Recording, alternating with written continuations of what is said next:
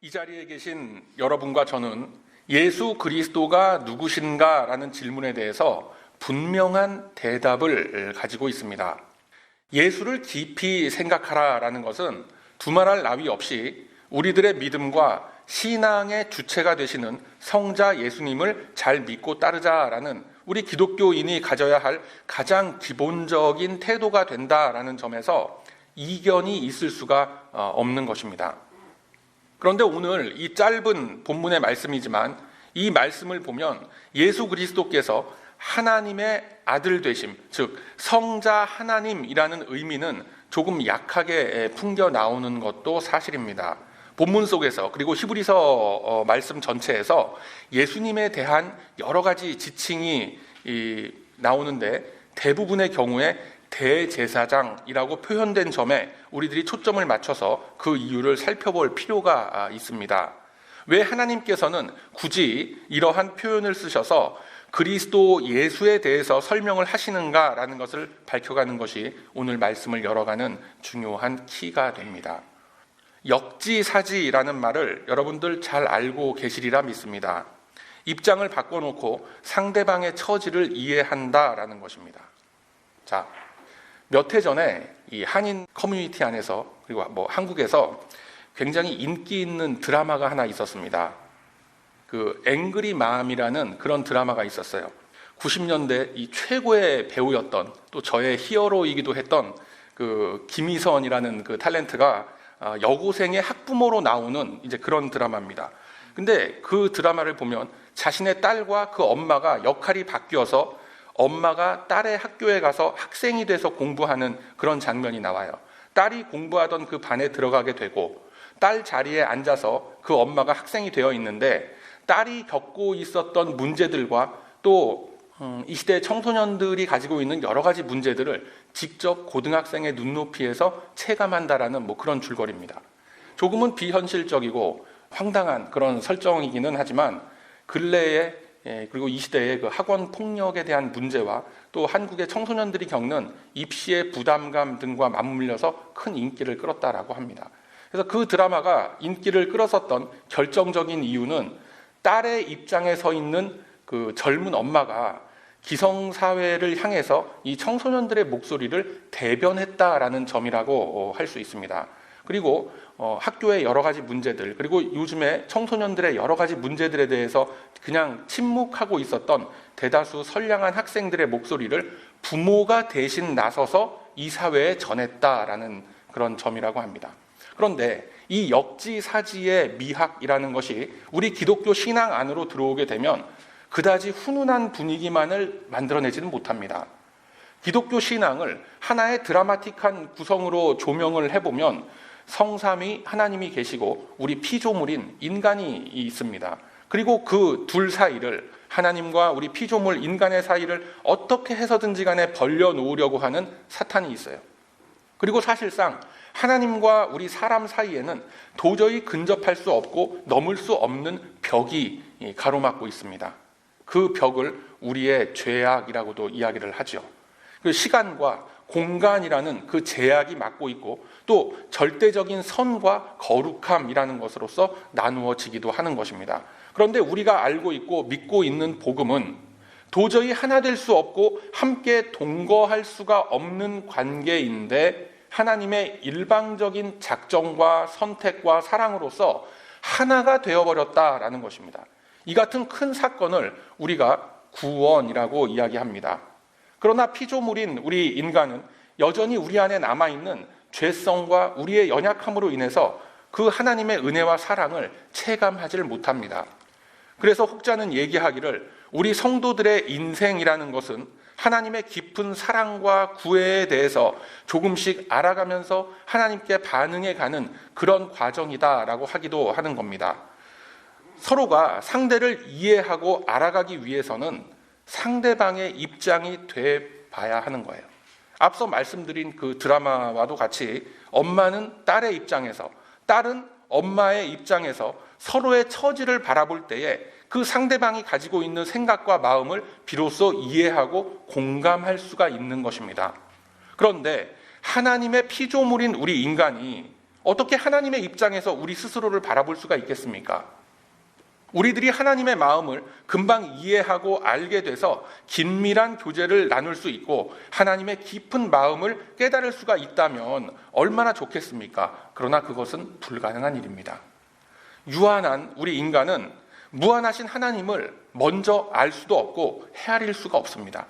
그것이 안 되기 때문에 급기야 하나님께서 인간의 모습을 입고 직접 피조물의 위치에까지 내려오신 거예요. 그것을 가리켜서 우리는 성육신이라고 합니다.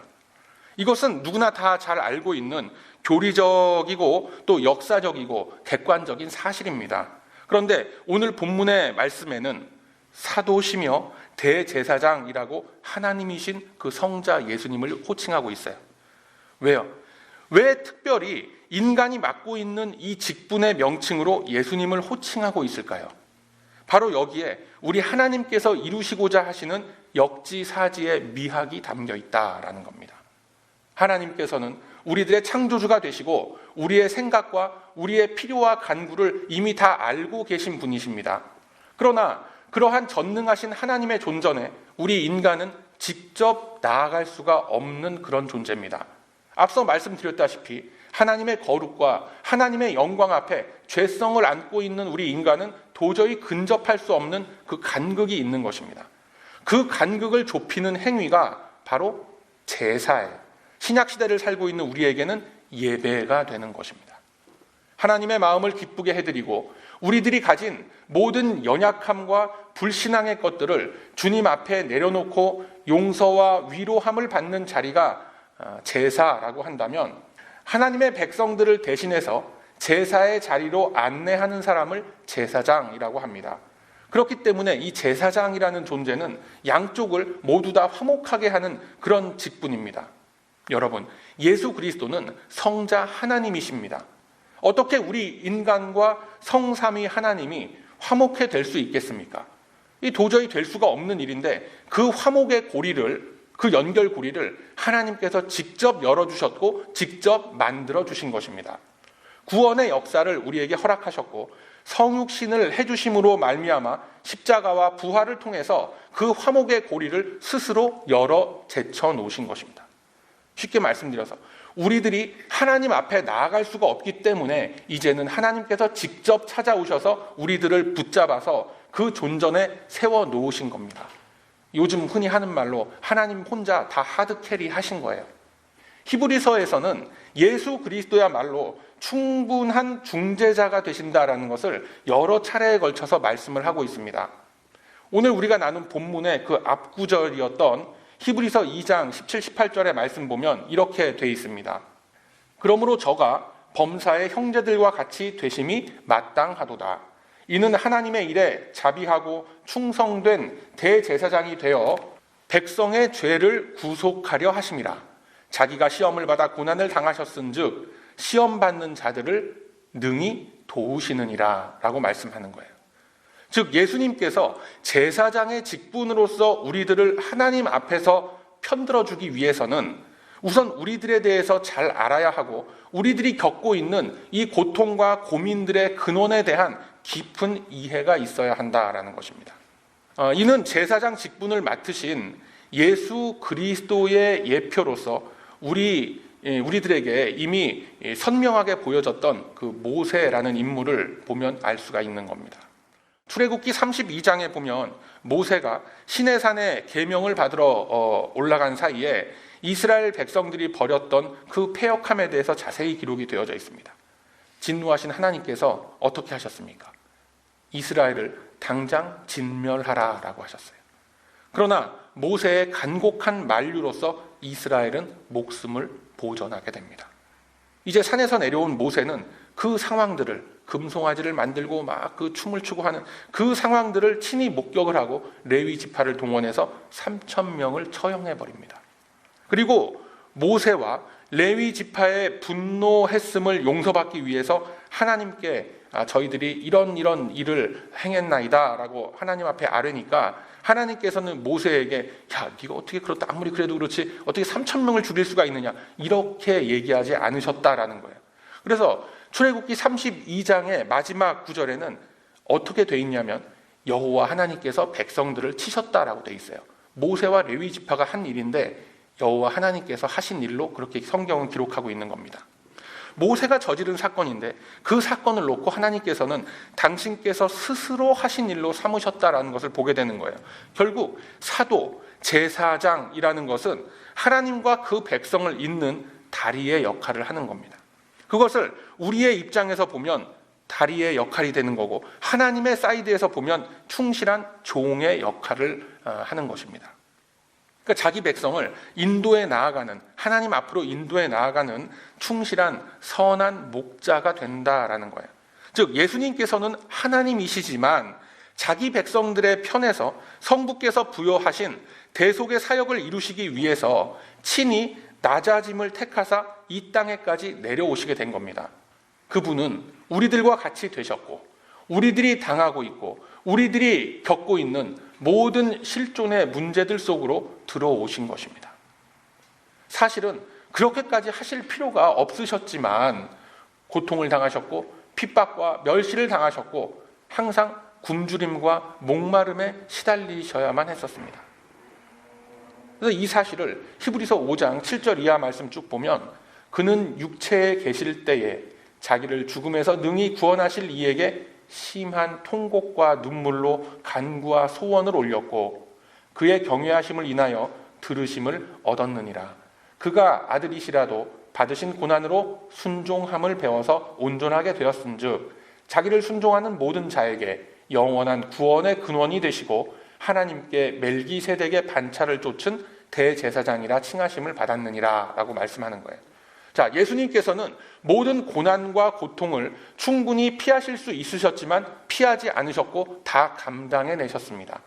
이것은 예수님께서 뭔가 부족한 것이 있거나 모자란 부분이 있어서 그랬던 것이 아닙니다.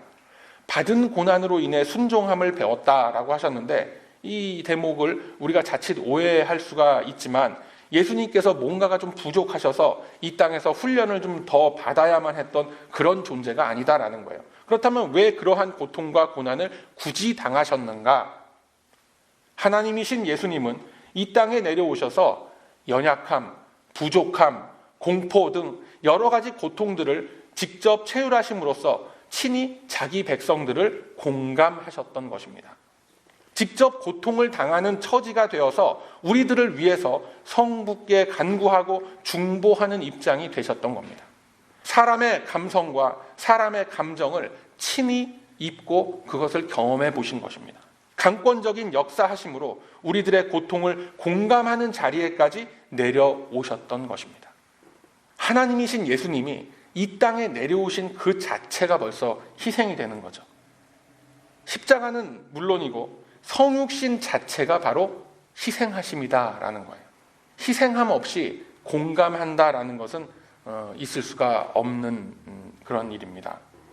우리가 요즘에 계속 그 사도행전의 말씀을 쭉 강해로 살펴보고 있는데 우리가 다음 주에도 또 살펴볼 내용이긴 하지만 이 디모데라는 그 제자가 등장을 하게 됩니다. 사도행전 16장 초반에 보면 그 디모데는 혼혈인이었기 때문에 할례를 받을 필요가 없었음에도 불구하고 할례를 받습니다.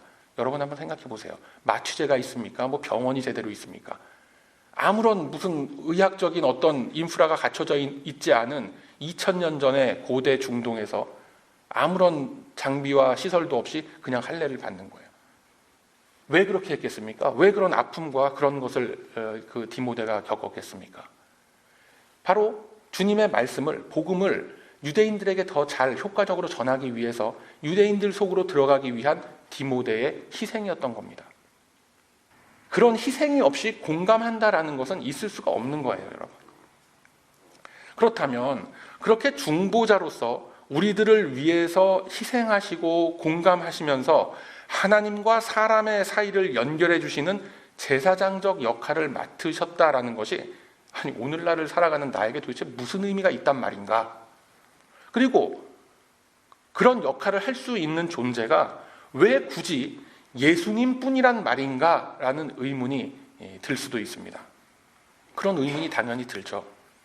왜 석가모니로는 안 되고 왜 공자님으로는 안 되고 왜 마호멧 왜 그런 존재로는 안 되는가? 질문을 많은 분들이 이렇게 마음속에 의문을 갖습니다. 그런데 한 가지 딱 말씀드릴 수 있는 거는 그러한 존재들 갖고는 안 됩니다. 왜냐하면 그들에게는 인간의 죄 문제를 친히 해결할 수 있는 힘과 능력이 없기 때문에 그렇습니다.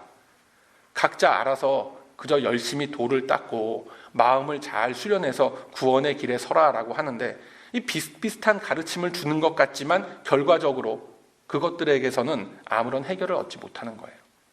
영혼의 문제를 해결해 줄 수 있는 분은 우리의 영혼을 창조하신 하나님 뿐이십니다. 하나님께서 친히 피조물의 문제를 떠안고 스스로 해결을 해 주셔야만 하는 문제가 바로 영혼 구원의 문제인 것입니다. 그렇기 때문에 성자 하나님께서 친히 대제사장으로서 화목해 하는 존재로서 성부 하나님과 그 백성들 사이에 들어오셔서 단번에 희생양이 되시고 또한 자기 백성들을 하나님께로 인도하는 제사장이 되었어야만 했던 것입니다. 우리 인간은 앞에 놓여진 구원의 필요성과 구원의 감사와 이 기쁨의 크기를 사실 스스로 알 수가 없습니다. 구원 실감 나세요, 여러분? 사실 별로 그렇게 실감 안 나죠. 구원? 이왕 주시려면 10원을 주지 왜 또 9원을 줘? 야박하게 말이지. 이런 생각 여러분들 하실 수 있잖아요. 그죠? 우리 인간은 우리 앞에 놓여진 구원의 그 필요성과 구원의 감사에 대해서 스스로 알기가 참 힘든 그런 존재들입니다. 그래서 하나님께서 먼저 우리의 심령에 은혜를 부어주시고 은혜를 허락해 주셨기 때문에 우리가 영원한 생명에 대해서 관심을 갖게 되고 그나마 그 영의 눈이라는 것이 조금씩 떠지게 되는 것입니다. 하나님의 입장에서는 이러한 과정들, 그러니까 고통과 희생을 자초하실 필요 없이 그냥 인간이 원하는 것들을 쉽게 던져줘 버리는 것이 사실 하나님 입장에서는 쉬울 수도 있어요. 우리들이 원하는 게 뭡니까 사실? 솔직하게 여러분 얘기해 보세요. 우리가 원하는 게 뭐예요? 돈과 건강과 명예, 권세 이런 거 아닙니까? 그러면 하나님 입장에서는 우리 인간들을 쫙 세워놓고 점수를 매기시는 거예요. 자, 너는 95점, 그러니까 너는 한 100만 불, 너는 80점, 한 80만 불, 너는 75점, 한 50만 불, 송진현 목사 빵점, 너는 그냥 코로 하나 가지고 이렇게 해줘도 하나님 입장에서는 전혀 아쉬울 게 아무것도 없더라라는 거예요. 그게 더 편하지 않겠습니까, 여러분? 하나님의 입장에서는 성육신을 하셔서 모든 고통과 고난을 직접 겪으시는 것보다 그냥 더 쉽고 편한 것이 아니겠는가라는 생각까지 들게 되는 거예요. 여러분 어떻게 생각하세요? 마태복음 9장 1절 이하에는 이 중풍병자에게 죄사함을 선포하는 예수님의 모습이 등장합니다. 중풍병자를 데리고 나온 그 믿음을 보시고 말씀하시기를 안심하라, 내 죄사함을 너는 이미 받았느니라 라고 말씀을 하세요. 그러니까 그 주위에 있던 서기관들과 그 바리새파 사람들이 아니 자기가 뭔데 죄사함을 선포한단 말인가 라고 아주 의아스럽게 그렇게 생각들을 합니다. 그러자 예수님께서는 이미 그 생각을 다 아시고 말씀을 하시길 내 죄사함을 받았노라 라고 하는 것과 일어나 걸어가라 라고 하는 말 중에 어느 것이 쉽겠느냐 라고 물으십니다. 여러분은 어느 것이 더 쉬운 것 같아요? 당연히 일어나 걸어가라 라고 선포함으로써 병을 고쳐주는 것이 더 쉬운 일일 수도 있는 것입니다. 즉 육신의 것을 해결해 주는 것이 더 쉽다라는 거예요. 그러나 예수님께서는 먼저 내면의 문제, 죄의 문제를, 영혼의 문제를 해결해 주셨던 것입니다. 왜 죄의 문제가 먼저란 말인가? 이것이 바로 예수님께서 인간에게 주어진 직분이었던 그 대제사장이 되신 이유가 되는 것입니다. 바로 그 문제가 모든 문제 해결의 단추가 되기 때문에 그렇습니다. 죄라고 하는 집요한 우리를 떠나지 않고 우리를 계속해서 따라다니고 있는 이 집요한 문제가 가장 우선시 되기 때문에 그런 거예요. 여러분, 저와 여러분이 예수를 믿음에도 불구하고 우리가 살고 있는 이 삶 속에서 마주치고 겪게 되는 그 문제들과 고통들 사라집니까, 여러분? 예수님을 내가 인격적으로 체험하고 난 뒤에 갑자기 연봉이 따따블로 오르고 그런 일이 일어났었어요? 없었죠. 우리가 삶 속에서 마주하고 있는 이런 고통들과 이런 문제들과 고민들과 이러한 것들 결코 사라지지 않습니다. 고통은 계속해서 이어지고 우리가 겪고 있는 어려움들 계속해서 이어지게끔 됩니다. 그 속에서 현실의 문제들을 우리들은 믿음으로 말씀으로써 이겨내지 못하면 어떻게 됩니까? 보통 일반 사람들은 다른 목적과 또 다른 가치를 추구하는 쪽으로 나아가 버리게 되는 거예요. 예수 내가 열심히 믿어봤는데, 내가 미국 와서 한 10년 내가 열심히 교회 다녀봤는데, 교회당에 그렇게 많은 돈을 갖다 바쳐봤는데 아무 변하는 게 없더라.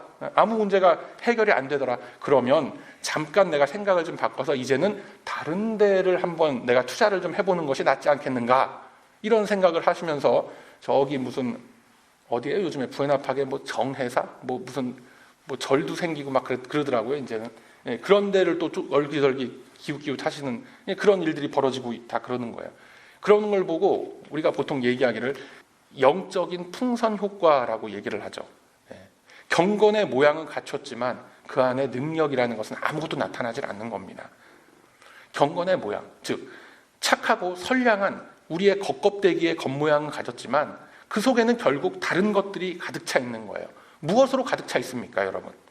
물질, 건강에 대한 집착, 외로움과 나의 허전함을 달래줄 그 친구들, 그 친구가 없다면 술집에서 돈 주고 친구를 사는 그런 그 한심스러운 행동들. 복음 안에서 우리들이 실존의 문제들을 해결해 나아갈 방법과 방향을 찾지 못한다면 결국은 돈과 건강과 내 주변에 있는 인맥이 바로 나의 하나님이 되어버리는 거예요. 그것이 바로 죄라고 성경은 우리에게 분명하게 말씀하고 있는 겁니다. 돈과 건강과 그 인맥이라는 것, 그게 나에게 갖춰져야 될 이유가 뭡니까, 여러분?